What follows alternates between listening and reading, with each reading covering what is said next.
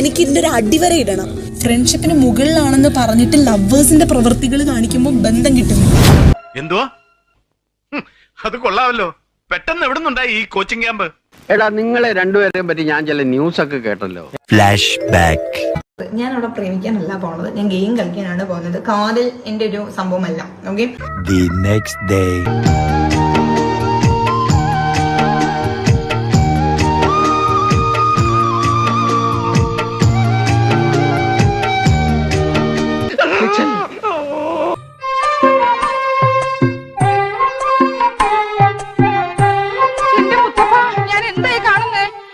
ഇനി കാണപ്പോവത് നിജം. ഫ്ലാഷ് ബാക്കിന് ഒരു ഫ്ലാഷ് ബാക്കോ?